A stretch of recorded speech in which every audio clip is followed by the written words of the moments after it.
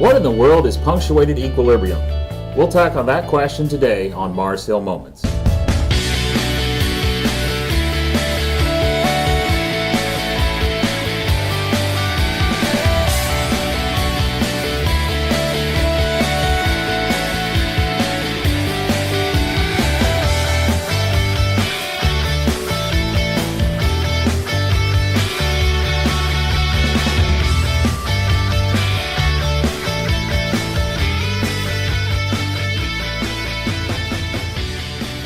Hello again, everybody. This is Jeff Sievertson, your host for Mars Hill Moments, also for Mars Hill Radio. Today I'm going to actually take some time to talk about the interview I did with Julius Chitany. I mispronounced his name earlier, or in the show, but his name is Julius Chitany. We're going to discuss some of the things that were brought up that I didn't get an opportunity to talk about. Of course, again, if you want to check us out on the web, you can see us at godsproof.com.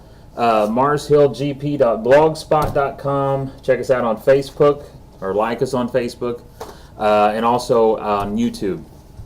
And again, if you want to be a part of the show, the Mars Hill Radio, where I interview guests, you can send me an email to marshill@godsproof.com.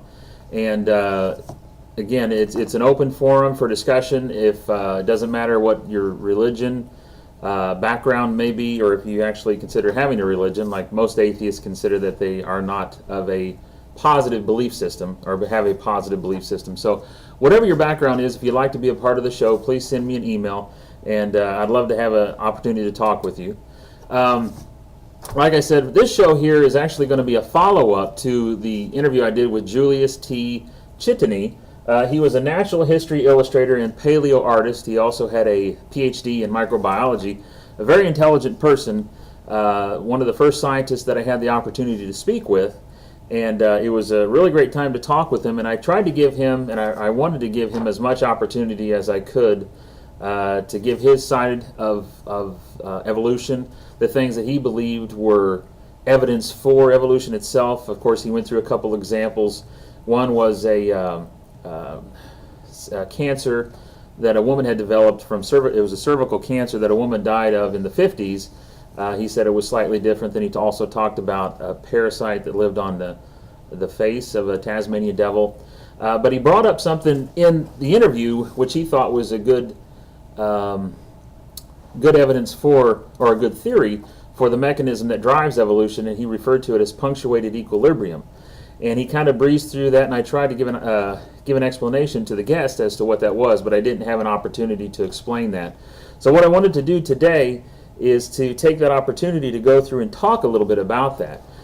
If I have several notes here, and I'm going to actually read quite a bit of them, just so that I can try to get across to you what punctuated equilibrium is, why it is that it's being brought up today in the theory with respect to the theory of evolution, and kind of give you some background, at least as best as I can understand it. Again, I'm not a scientist. I'm just a lay person who has studied the evolutionism, creationism debate from a layman's perspective. I've debated with and talked with various atheists, agnostics, and folks of other different beliefs, just to understand where they're coming from, why they believe what they believe. So let me go ahead and kind of go through some of these notes here and try to do as best job as I can in explaining this. Currently, many evolutionists believe that the main mechanism that drives evolutionary change is natural selection. This is the idea that minute changes occur over long periods of time that allow a species to change from one kind to another, kind of like a monkey to a man. Of course, as I understand it, they wouldn't say that we came from monkeys, they would say we came from primates. They would say that monkeys and men come from the same common ancestor, but they diverged over time. Actually, I think they would actually say primate to Homo sapien, and actually they also have, Homo sapien means wise man, and they now have a new term. It's not new, it's been around, Homo sapien, which is the wise man. In fact, the mechanism for evolution has gone through a number of different theories, such as the use or disuse theory. I actually remember this in high school. It was the idea where a giraffe is trying to stretch up towards, it had a short neck, then it was trying to stretch up and eat the leaves at the top branches, and the ones who had the longer necks were the ones that the ones who had the longer necks survived. Of course, then it went on to the mutation theory, also known as neo-Darwinism. Then, of course, what we're going to talk about is punctuationalism, or punctuated equilibrium, also sometimes referred to as the hopeful monster, and we'll get into that. And then some other theories of catastrophism, dealing with worldwide or local catastrophes. And there's just been a number of different theories that have been proposed as a mechanism for evolution. And so we're going to talk about punctuated equilibrium. Creationists actually do believe in natural selection, or sometimes referred to as speciation, but they only see it as a mechanism to allow the species, or kind as we refer to it, or as it's referred to in the Bible, to adapt, but not change from one kind to another. Forgive me, I'm not really good with names. Richard Lewontin, who is an American evolutionary biologist and geneticist, said, "Natural selection operates essentially to enable the organism to maintain their state of adaptation rather than to improve it." So in other words, the variation we see within animals, like dogs and cats, is natural selection taking place, but it only maintains the species or the kind. In other words, you start with a dog, you end with a dog. You start with a cat, you end with a cat. Now, sometimes there are variations within a species that can no longer actually interbreed. Some evolutionists would say this is evolution in action. Some would say this is actually a loss of information, which is what I would agree with. It's actually a loss of information. But like Richard Lewontin says here, that the variation that occurs is only actually there to maintain the species. It's not allowing it, it's preventing it actually from crossing boundary kinds. Of course, as you know, with genetic modification, we are actually introducing additional genes into certain other kinds of animals to produce something very different. In some places, you can actually buy, I don't know if you can actually buy, but I know they are creating like puppies that glow. They're taking a gene from some sea urchin or some sea cucumber, I can't remember which one it is, where it's a gene that causes bioluminescence. And so you can get a puppy that glows, or a pig that glows if you want one of those. Francis Crick, who shared a Nobel Prize for the discovery of the DNA molecule, was actually convinced that life could not and did not evolve on the Earth. In one of his books, he argues instead for what's called directed panspermia, his belief that life reached Earth in a rocket fired by intelligent life on some other planet. Crick does admit that his views only moves the creation-evolution question back to another time and place, but he argues that different conditions might give life a chance to evolve that did not here on Earth. Crick, of course, realized from his research into the DNA molecule that it's actually impossible for evolution to have occurred on the Earth due to a number of different factors, one being, of course, time. We don't have enough of it, and also that DNA works to maintain a species rather than changing it from one form to another. So from his research of looking into the DNA, of course, he and another person shared the Nobel Prize. I apologize, I can't remember the other person's name. But his research into the DNA, he brought him to the realization that, there really wasn't enough time for evolution to have occurred here on the Earth. So rather than giving up the theory, what we're going to say is that it probably occurred somewhere else and then it was directed here. I don't know if you remember, there was a movie, I think it was called Mars, just plain Mars. And it was the idea that one time there was an intelligent race that seeded the Earth from Mars after their planet was destroyed. So some of you may have seen that theme presented in movies, but the idea was called directed panspermia. There we go. This slide I hear, Punctuated Equilibrium, the Tale of the Hopeful Monster.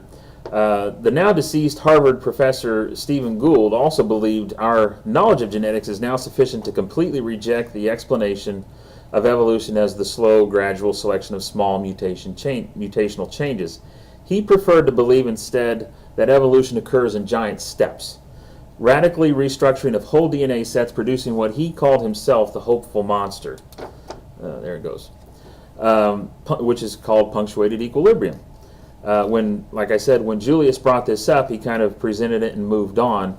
And one of the things I had said before we started the interview, actually in an email, I asked if I could every once in a while jump in and kind of, so that the layperson like myself and those who are listening can understand some of the terms.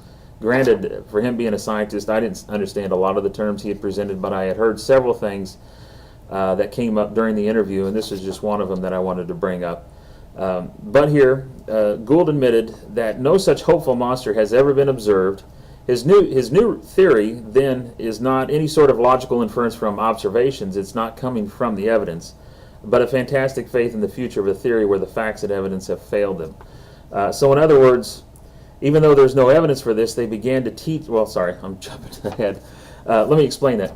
The idea here is that because the evidence has shown that things do not progress over slow eons of time, rather than giving up the theory of evolution, they're looking for another possible mechanism as to why do these species jump from one to the next, because we're also going to talk a little bit about the fossil record, how there is a lack of transitional forms, and this also came up in the interview when referring to Dr. Colin Patterson's comment that was made before several evolutionists, and he's a paleontologist, which paleontology is dealing with studying fossils, and so I would kind of expect him to, Mr. Patterson, to understand that if there were transitional forms, he would put them in his book, like he mentioned to, I'll get here in a second in my comments, but he had mentioned in another book that he had no transitional forms that he could think of to put into his books, explaining how things transfer from one to another. What's interesting, though, is even though there is no evidence for this, for punctuated equilibrium, they began to teach the idea to children back in the 50s and the 60s. An example of this hypothesis was published in a children's book called The Hopeful Monster, which portrays a dinosaur laying an egg that turns out to be the first bird. The book was actually written by, I can't pronounce his name either, Dalov Ipkar. It was called The Wonderful Egg, and you can't see that. That's a picture from the book itself. It was called The Wonderful Egg, and it was a book written for children to show the possibility of how a dinosaur could lay an egg, and then from that could come a bird. And if you've watched a lot of discussions on the History Channel, actually even Jurassic Park talked quite a bit about this, the idea that birds are the descendants of dinosaurs. And I was actually even watching a TED conference where they're trying to tweak the DNA to try to get the bird to go back to a dinosaur. But this book itself was actually, achieved specific recommendation from the prestigious American Association for the Advancement of Science, as well as from the American Council on Education and the Association for Childhood Education. So one of the reasons this hypothesis is being touted as a possible solution to the mechanism that drives evolution is one we already mentioned, which is the DNA, which only shows that it maintains a species, and secondly, because of the lack of evidence in the fossil record, which we'll get into here in a second, if this thing will work. There we go. Stephen M. Stanley, who was an American paleontologist and evolutionary biologist at the University of Hawaii at Manoa, said, the known fossil record fails to document a single example of phyletic evolution accomplishing a major morphological transition. That's kind of a mouthful, isn't it? In other words, no fossil evidence has shown a creature in transition. Of course, when I brought this up when talking about Patterson, Julius immediately said, no, that's not true, and then he proceeded towards the end of the show to mention a whole bunch of information, to list a whole bunch of information that he believed was evidence for transitional forms. But Stephen Stanley here, professor of paleontology at a Hawaiian university, says there's actually no transitional forms that are seen. And actually, when I had the opportunity to read the full quote from Patterson, he also mentioned that no, he didn't have any transitional forms to mention, and also there was, oh, well, I'm getting ahead of myself, sorry. But on the discussion of the mechanism that drives evolution, in 1967, a prestigious group of internationally known biologists and mathematicians gathered at the Wistar Institute to consider mathematical challenges to the neo-Darwinian interpretation of evolution. All present were evolutionists, and they agreed, as the preface clearly states, that no one would be questioning evolution itself. And let me stop there for a second. One of the things that I have been accused of when talking to atheists is that I am implying that these evolutionists who denounce their theory, or a portion of their theory, that somehow they've become creationists. Most of the quotes that I'm given here, that I've given in my paper, that I've given in debates, I never imply whatsoever. Actually, I even try to make a point that many of these people, at least as far as I know, whether alive or have passed, never changed their position. They continually stayed on the side of believing evolution. They were just questioning the mechanism by which evolution occurs. So moving on here, The only question was, could mutation serve as the basis with natural selection as a mechanism for evolutionary change? So again, they were asking the question, is it possible for evolution to occur by natural selection or slow gradual changes over time? The answer of the mathematicians was just no, just a plain no. Of course, emotions ran high after a particularly telling paper presented by Marcel Schutzenberger of the University of Paris. The chairman of that gathering, who was C.H. Waddington, said, "Your argument is simply that life must have come about by special creation." So in other words, when this person presented this paper, the chairman of that said, well, then your only alternative then, if natural selection is not going to work, must be special creation. Of course, the stenographer at that time recorded that Schutzenberger said no. Voices cried out no.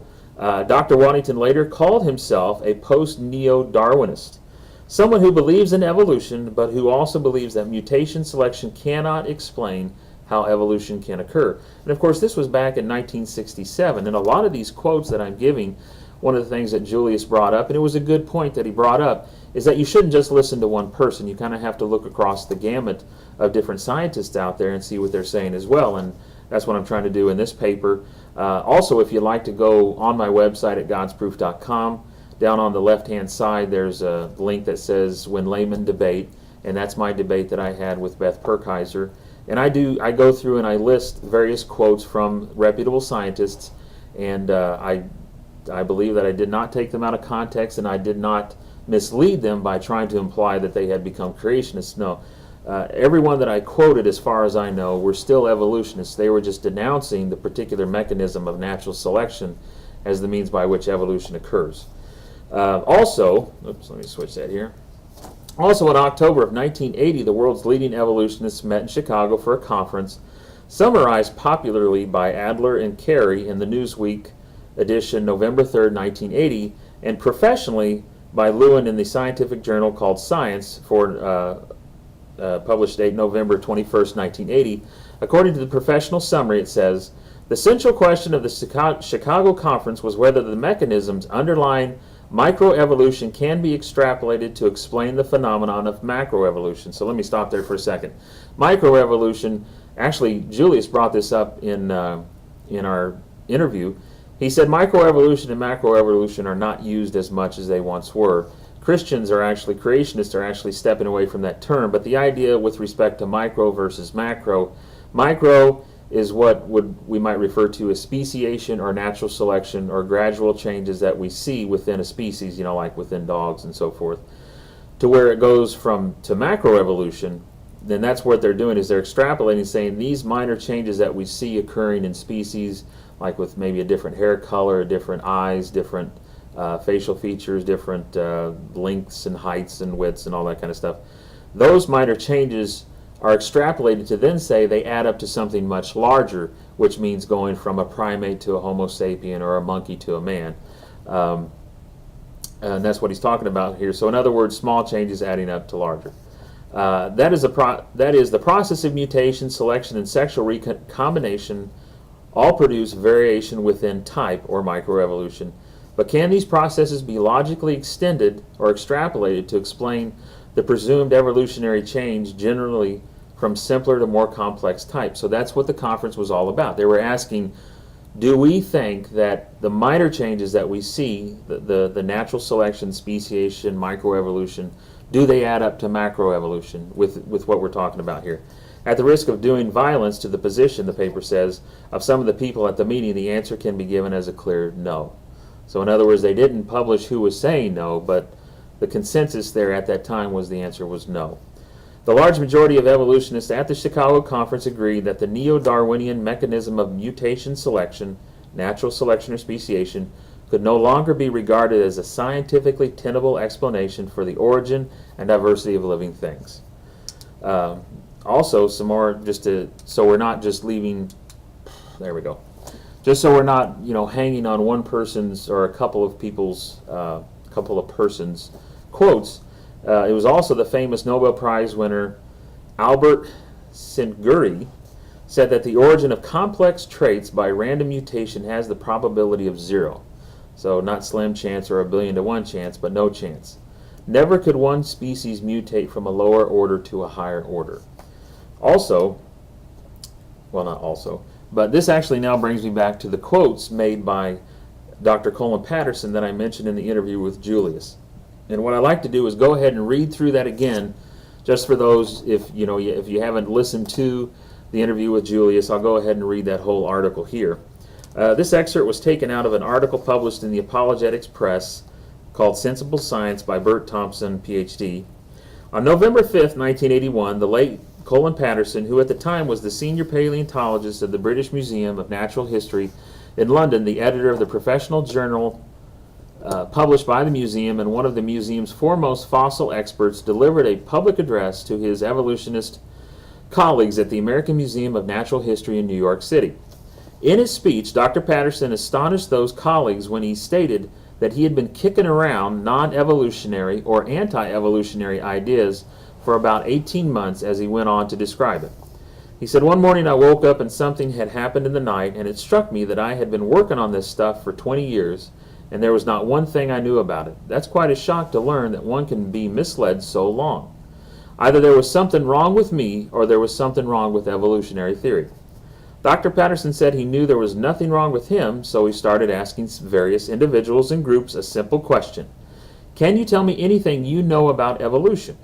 Any one thing that is true?" I tried that question on the geology staff at the Field Museum of Natural History, and the only answer I got was silence. He tried it on the evolutionary morphology seminar at the University of Chicago, a very prestigious body of evolutionists, and all he got there was silence for a long time, and eventually one person said, "I do know one thing, it ought not to be taught in high school." He then remarked, it does seem that the level of knowledge about evolution is remarkably shallow. We know it ought not to be taught in high school, and that's all we know about it." Dr. Patterson went on to say, "Then I woke up and realized that all my life I had been duped into taking evolution as revealed truth in some way. But more important, he termed evolution an anti-theory that produced anti-knowledge. He also suggested that the explanatory value of the hypothesis is nil, and that evolution theory is a void that has the function of knowledge but conveys none. To use Patterson's wording, I feel that the effects of a hypothesis of common ancestry in semantics has not been merely boring, not just a lack of knowledge. I think it has been positively anti-knowledge." Dr. Patterson made it clear, as I wish to do here, that he had no fondness for the creationist position. Yet he did refer to his stance he did refer to his stance as anti-evolutionary, which was quite a change for a man who had authored several books, one of which was titled simply Evolution, in the field that he later acknowledged was capable of producing anti-knowledge. Let me stop there for a second. I forgot to mention that that last paragraph was comments that I had stuck in a paper or actually not in the paper, but it was in my comments towards Beth when we were having the debate. In another article, creationist Luther Sunderland wrote to Dr. Patterson, inquiring why he had not shown one single photograph of a transitional fossil in his book.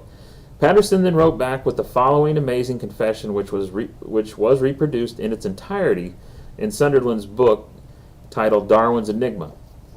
He says, and this is a quote, "I fully agree with your comments on the lack of direct illustration of evolutionary transitions in my book. If I knew of any, fossil or living, I would certainly have included them.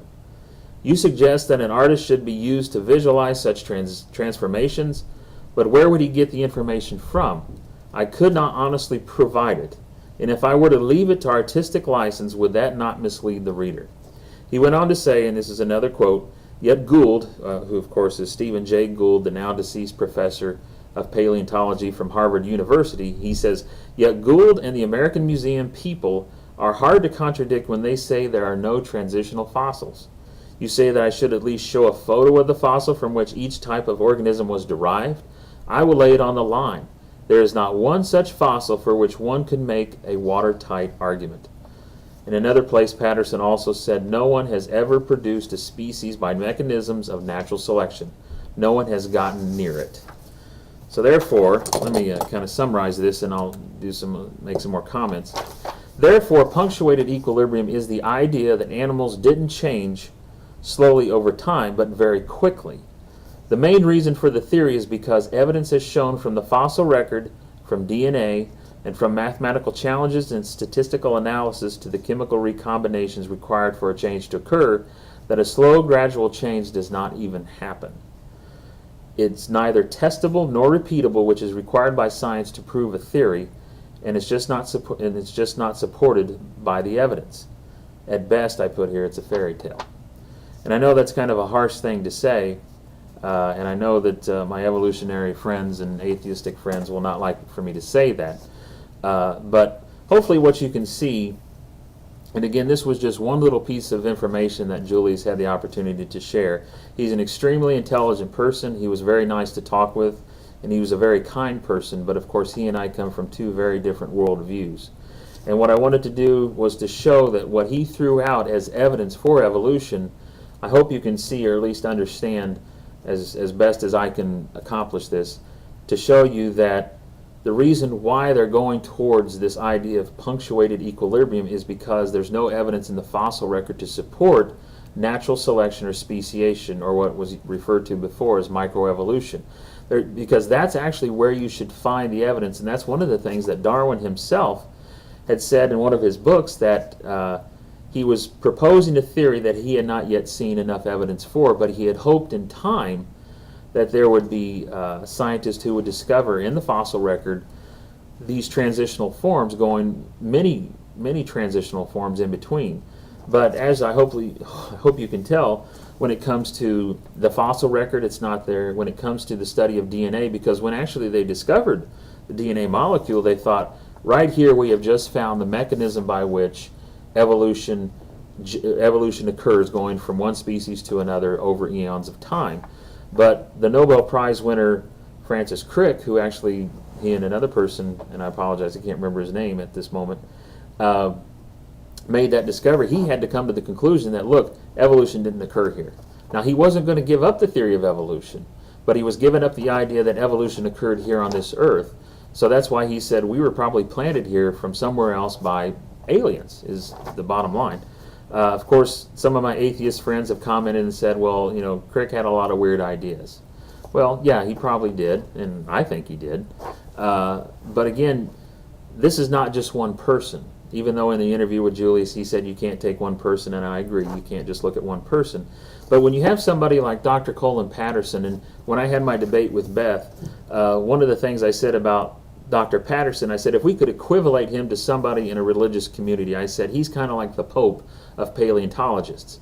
And when he went before these different symposiums and conferences, he was in a sense talking to his cardinals and his bishops.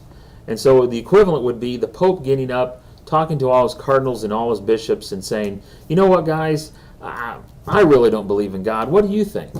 And then having all the bishops just be silent, and somebody says, you know what, we probably shouldn't be telling people about this. That, in my mind, was sort of an equivalent of what Patterson in these conferences was doing, is that he was a man that rose to the ranks of a very high position. And he was making these statements, and very few people were making comments in return. Now, of course, immediately Julius, just like those at the one symposium, immediately said, no, that's not true. There are transitional forms.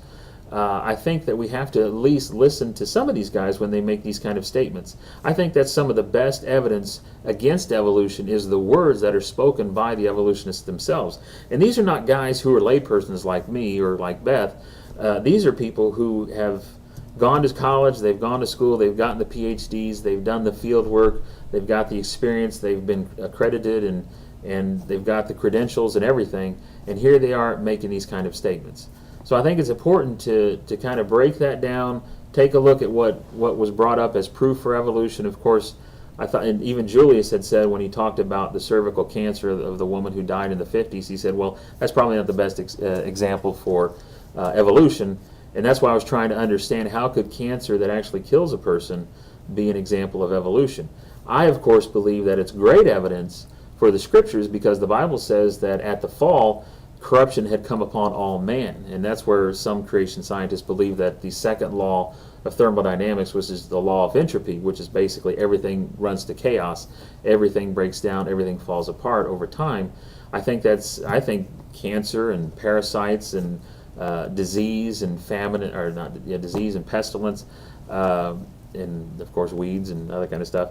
I think these are actually good examples for what the Bible talks about, is that sin corrupted this entire world.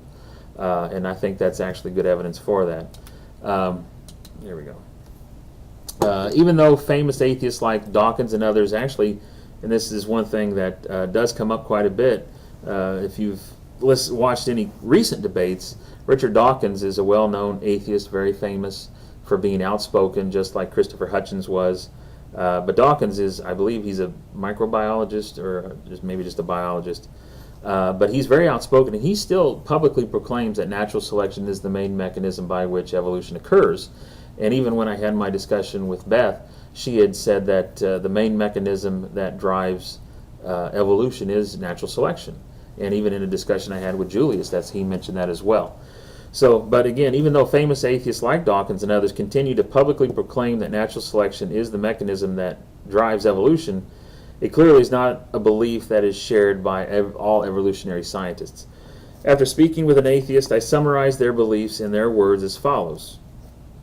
Let me back up. I kind of said that kind of quickly. When I was having my discussion with an atheist, after going back and forth, listening to what they were saying, I said, let me summarize, let me kind of put myself in your position as an atheist, and let me summarize your beliefs as concise as I can. I put it this way. I said, just because we cannot see such things as multiverses, string theories or superstrings, hyperdimensions, hopeful monsters, etc., does not mean that they do not exist.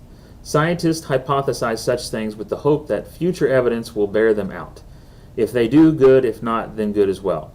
But just because we cannot see them, test them, or experiment on them does not imply that they do not exist. That is how science advances.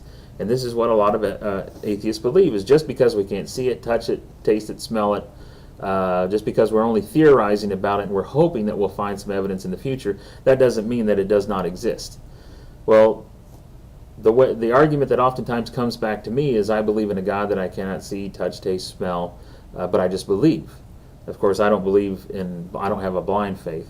But in this instance, I believe this is one of the reasons why I believe that evolution itself is actually a religion. It is a belief system, and it's a faith-based belief system. In fact, I believe that you actually probably have to have more faith to believe in the theory of evolution than you do the God of the Bible. I know that's a statement that kind of makes some folks angry, but that's where I stand. Just like I have here on the slide, doesn't that sound like a type of faith to you? Evolution is not a science in the pure sense. It is a religion in the purest of sense. And again, I apologize to my atheist friends and agnostic friends. I know that's not a nice statement, and I know that causes some of you folks to get up in arms, but that's where I stand.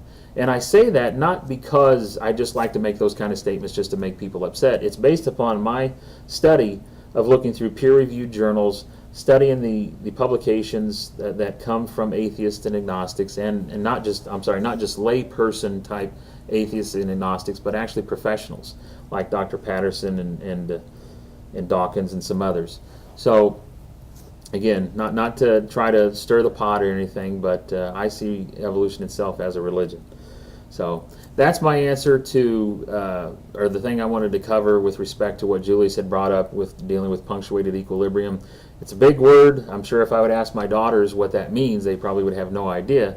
But if I was to tell them, I said, well, punctuated equilibrium is basically a dinosaur lays an egg and a bird comes out, they'd probably look at me like, Dad, what are you talking about? So that's the essence of what it is. So again, that's all I've got. If you'd like to visit my website to take a look at some more evidence, of course, we're talking all about science here because we're dealing with the Julius interview. But with respect to Christianity and apologetics, which is defending the Scripture, there is more than just science information that supports the Bible. There's prophetic information. There is textual. There is textual in the sense of documents that are still extant or still in existence that go far back with respect to biblical text, and also the people that were followers of Christ, the early church followers. There's also such things as recent discoveries like the Bible Code. You can check out my interview that I had with Ed Sherman. It was a couple of, I can't remember what interview it was, but he's the leading Bible Code researcher, has been doing it for over 10 years. And that's one of the things I like to give to atheists and agnostics to take a look at, because one of the things they constantly say about us is that, well, you have nothing that's testable nor repeatable. But one of the things with the Bible code, it's actually testable and repeatable. It's a phenomenon that shows that God divinely wrote the Word of God itself. So, but those are some of the websites you can check out. The MarsHillGP.blogspot.com, that's where I post most of I post at Mars Hill and Mars Radio programs. There it goes. You can again like us on Facebook, and you can also go to see the Mars Hill moments there on YouTube at user/MarsHillGP. And if you want to be on the show again, it's marshill@godsproof.com. So that's it. And of course tonight I don't have a co-host because I just wanted to quickly kind of go through this discussion. Sorry if I talk too fast or just sputtered along. I'm not the best at speaking. But if you have any questions, if you have any rebuttal, if you have any whatever, drop me a line, marshill@godsproof.com. Thanks, and we'll see you again next time.